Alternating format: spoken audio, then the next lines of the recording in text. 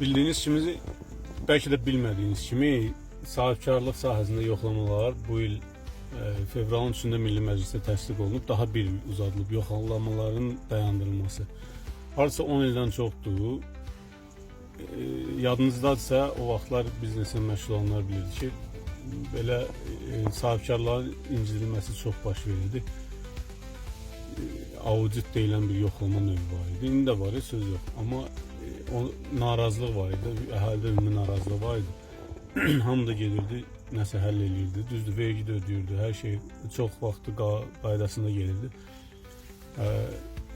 Milli Məclis tərəfindən təsdiq olunub, axır 10 ildən çoxdur, yoxlamalar dayandırılıb. İnsanlar indi bu yoxlamaların hesabını bəlkə də hardasa vergini biraz az ödəyir. Amma vergilər Nazirliyinə mən belə bir şey danışmaq istəyirəm. Bəlkə də heç belki de hiç xeyir olmadı, amma elə belə deyirəm də, öz müşahidəmdən danışım. Deməli 2003-cü ildə icarə, mən danışdığımın məqsədi nədir? Yəni vergilər daha çox aldığı pulu icarədarlardan alır. Yəni kimsə öz obyektini 3000'ə verirsə, 2000'ə verirsə, Vergilər Nazirliyi əgər daha sərt olursa, daha çox pulu əldə eləmək istəyirsə, onda icarədar 3000'ə verdiyini 3000'ə verə bilməyəcək, 2000'ə verəcək. Həmin 1000 ki vergiyə yönəlir. Yəni Vergilər Nazirliyi gərək çəkinməsin əhalidən qanuni yolla ödənişləri almalı. Deməli 2003-cü ildə 250 manata, 300 manata icarədə oturmuşdum. Dövr gəldi, hardasa 400'ə qalxdı, 500'ə, 600'ə, 700'ə. 2009-2010 artıq 1500'ə həmin yerin qiyməti qalxmışdı.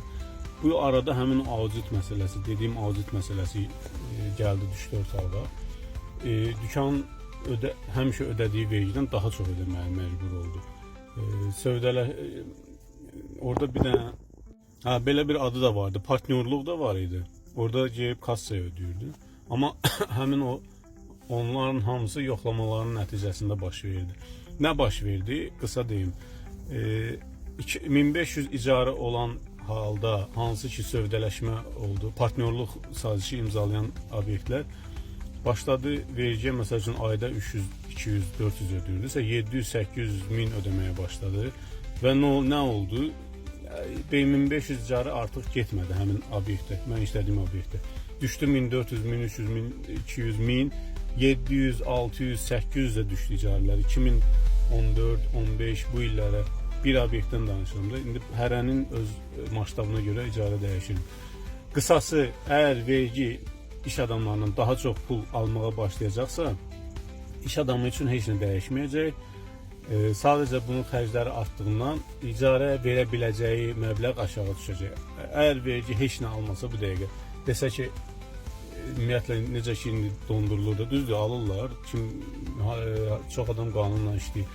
Əgər vergi heç nə almasa, onda icarələr biraz da daha yüksələcək. Məsəl üçün, hal-hazırda 2000'ə oturan insan vergi ödəmədiyi üçün daha yüksək icarə verəcək, 3000, 4000. Bu necə baş verir? Bunu da deyim, bura kim baxmışsa, deməli video maraqlıdır. İttifaq itkisi kimi qəbul eləmirsiniz. Məsələn, iş adamı daha çox pul qazanır ortada. Vergi əgər ödəmirsə və yaxud vergini az ödəyirsə və yaxud heç vergi olmasın, başqa bir üçüncü xərc ola bilər, dördüncü xərc daha az ödəyirsə, arada daha çox pul qazanır.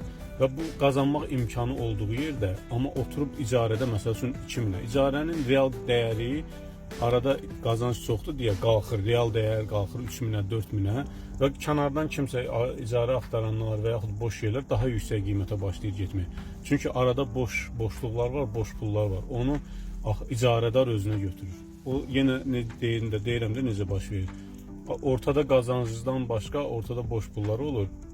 Belə olanda icarənin qiymətləri qalxır. Çünki icarə axtaranlar çoxalır, iştahı gəlir var. Bununla da icarənin qiyməti qalxır. Eyni şey tərsinə də olur da. Məsələn, vergi dura, hər şey yüksələr, vergilər yüksələr, iş adamının xərci artar. Onda xərclər çox olduğundan icarənin payına az xərc düşəcək. Bax, icarə qiymətinin formalaşmasının, formalaşdıran amillərdən biri budur.